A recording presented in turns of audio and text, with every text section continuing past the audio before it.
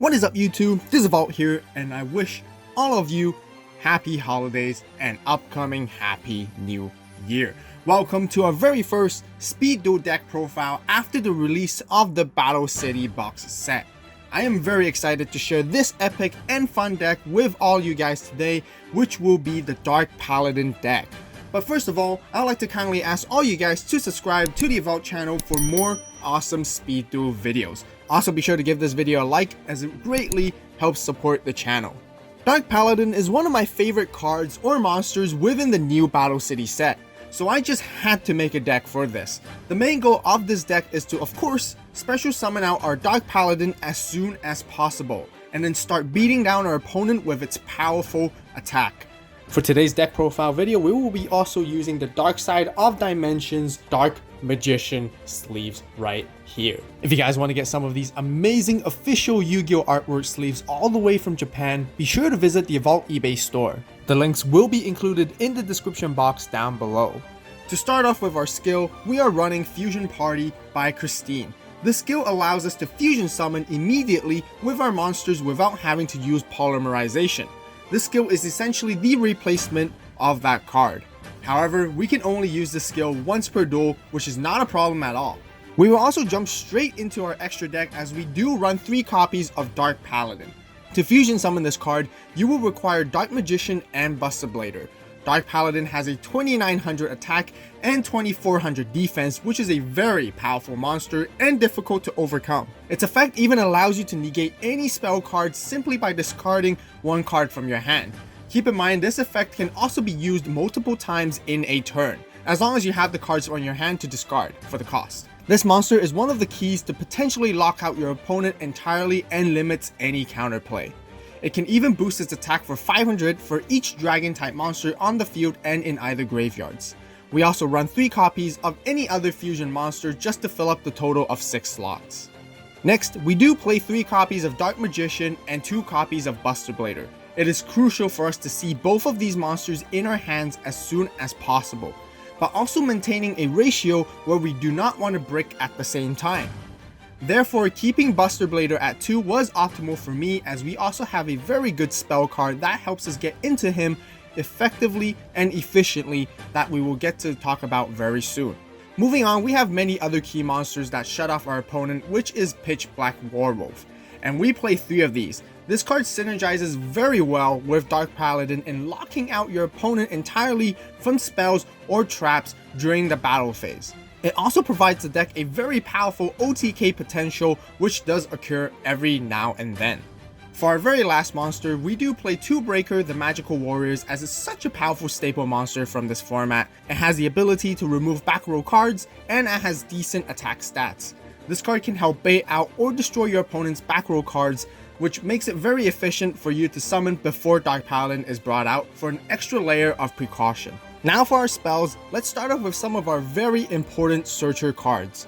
First, we play 3 Emblem of the Dragon Destroyer, which is a spell card I mentioned earlier, which helps us search Buster Blader from our deck or even retrieve it back from the graveyard to our hand.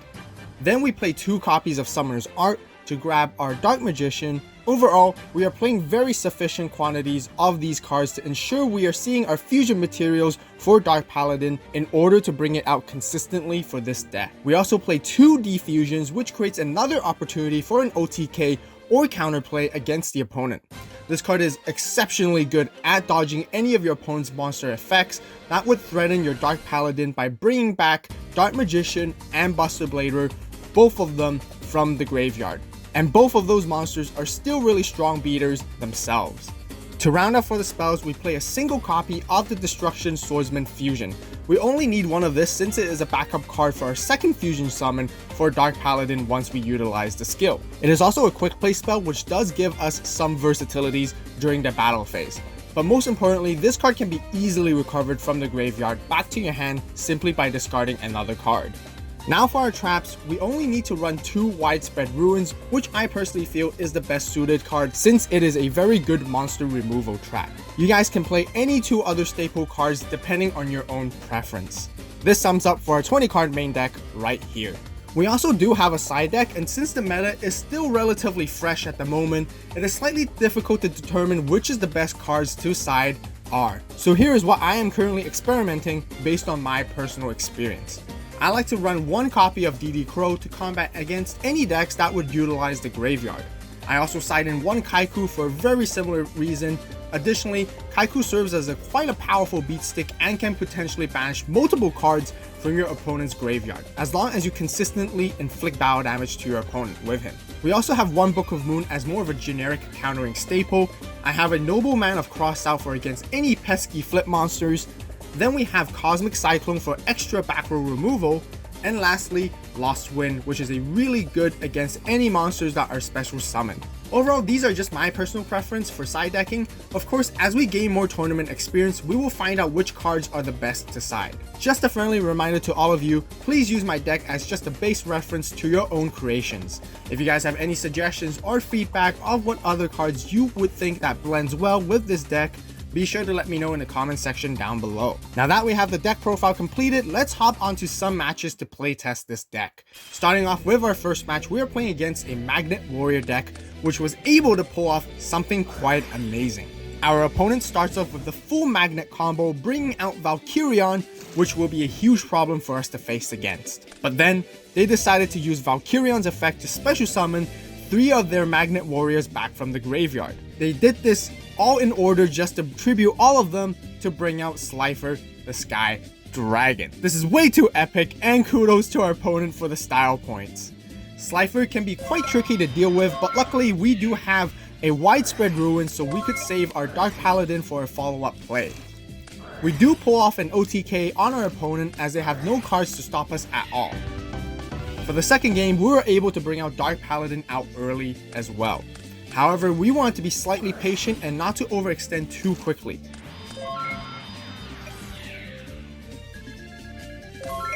We brought out our Breaker, the Magical Warrior first for some back row destruction, and then later on brought our Dark Paladin in with Pitch Black Warwolf for the spell and trap card lock, and eventually taken full control of the game from there.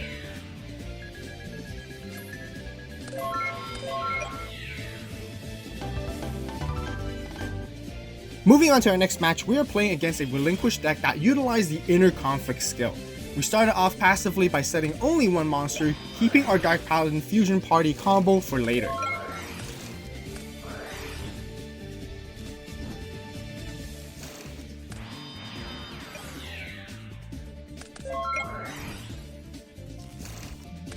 We then brought out the Breaker, the Magical Warrior, to pop a back row card of our opponents, and then brought Dark Paladin out, dealing quite a bit of damage.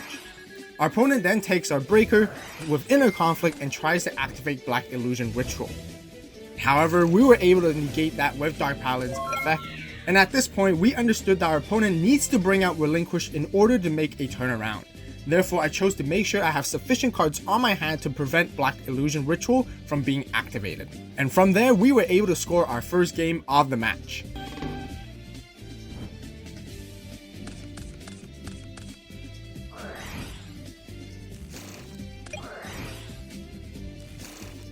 With game 2, we started off with a slightly different approach, bring out Breaker in attack position, which then got stolen by the opponent's Relinquished. At this point, I was thinking whether if I should have brought Dark Paladin earlier, so I could have negated the Black Illusion Ritual. However, our opponent still would have been able to take away our Dark Paladin with Inner Conflict anyways. This happened sooner or later. This made the situation quite difficult for us to deal with, and from there on, our opponent wins the second game, tying the match for game 3. For game 3, we sided in quite a few key cards to counter the Relinquish, which is one of our biggest threats. So we added Book of Moon and Lost Wind, which are some really effective options. Unfortunately, we did not find any of our Dark Magicians or Buster Bladers in the early game, which greatly slows us down from applying any pressure at all. Our opponent was able to exhaust all our back row cards slowly and poked our life points down. From there, in the end, they won game 3, taking the entire match. Next up, we are playing against a spell counter deck which also uses the Inner Conflict skill once again. Unfortunately, we were not able to see Dark Magician early on, and we were not able to bring out Dark Paladin.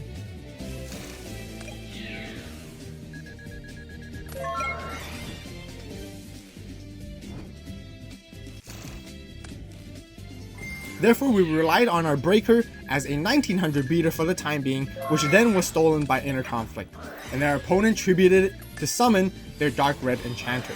Just from that, our opponent takes game 1 easily.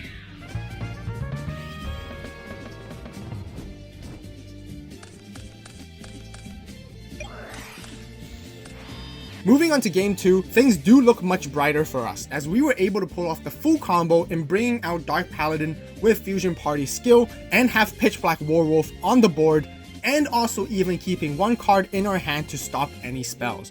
Our opponent is now completely locked out of traps during the battle phase, and we were able to stop their Book of Moon. We also have a widespread rune for backup. Our opponent was forced to play defensively, and from there we were able to take game 2.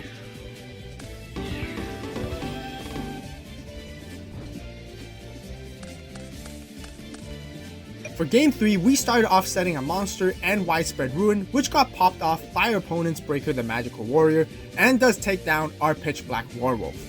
Luckily, we did top deck a Dark Magician, so we could bring out Dark Paladin once again.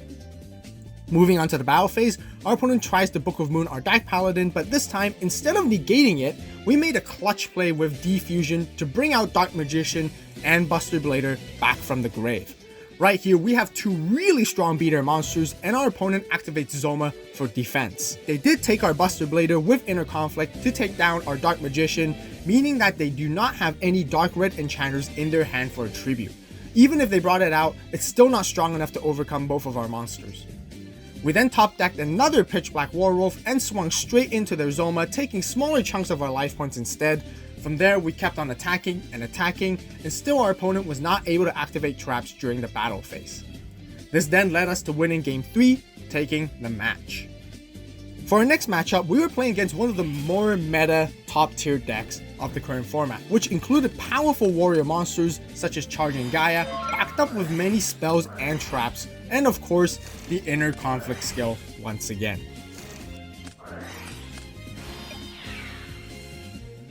It can be clearly seen that our Dark Paladin deck does struggle quite a lot against these decks, and our opponent easily scores game 1.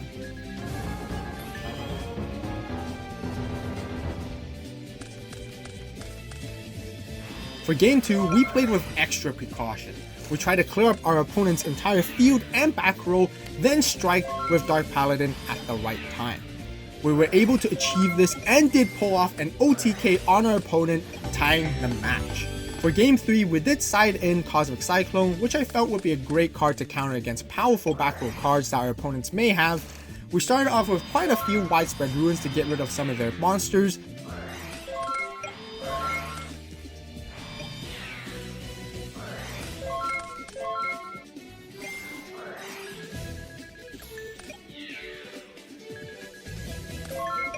We did eventually bring out Dark Paladin. However, it is very likely that their set monster was an old Vindictive Magician, which makes it very tricky for us to deal with.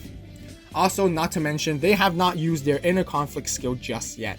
With that in mind, we have no other choice but to press forward, and just like we predicted, our opponent was able to clear our field and swing in for direct attacks, which led them to winning game 3.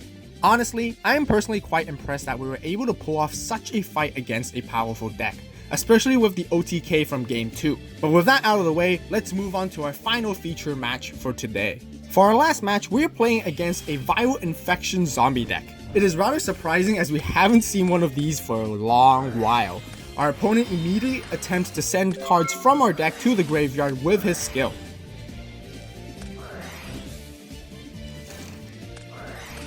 However, we were able to bring out Dark Paladin quickly and start swinging in. On the other hand, our opponent is able to easily bring their Despair from the Dark back from the graveyard via Haunted Shrine's effect. Despair has 2,800 attack, which is not enough to match our Dark Paladin, but it does have 3,000 defense, which makes it difficult for us to overcome it. And our opponent simply can sit on this and wait for us to deck out at this point. With so much control on their side, our Dark Paladin does get removed from their Book of Moon and Nobleman of Cross Out combo. However, this baited our opponent to overextend and then allow us to destroy the Despair with Widespread Ruin.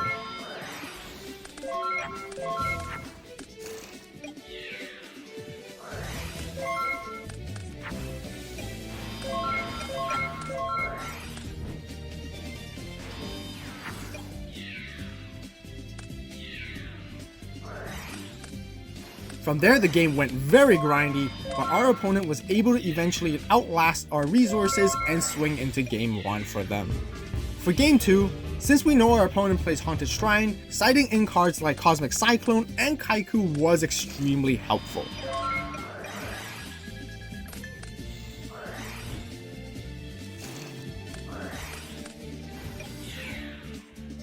This allows us to put their graveyard effects and resources in control and banish their most important cards.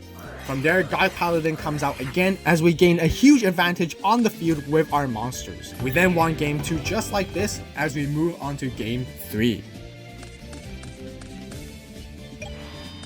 Our opponent attempts to begin with their deck destruction strategy early on. This time, we also have DD Crow on our hand, which is another really good side deck card to have against our opponent's deck. With that, we were able to banish their Despair from the dark from the graveyard so it can no longer be revived. With that out of the way, it made it much easier for us to play aggressively.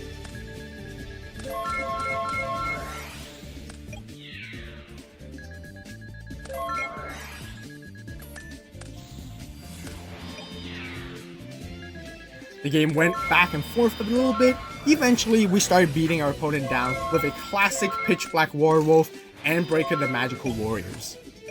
With a bit of extra backboard destruction and control, we won ourselves game 3, scoring the match. Overall, the Dark Paladin deck is really fun and cool to play with. Pulling off some of those OTKs was extremely epic and it felt really nice. I am very happy how this deck turned out and being able to consistently summon Dark Paladin. However, the downside of this deck is that it struggles when we do not see our combo pieces, such as Dark Magician or Buster Blader in our hand early on. This is why Breaker the Magical Warrior and Pitch Black Werewolf and Widespread Ruin are crucial to help us hold the game down until we are able to do so. If you guys enjoyed the deck profile and matches, be sure to give this video a like. Also be sure to post your comments, thoughts, and suggestions down below as we greatly appreciate your feedback. Also, don't forget to subscribe and turn on that notification bell for more amazing Speed Duel deck profiles and videos. As always, thank you guys so much for watching. You guys have a great day, great night, wherever you are. Stay tuned for the next video, and this is Vault, signing out.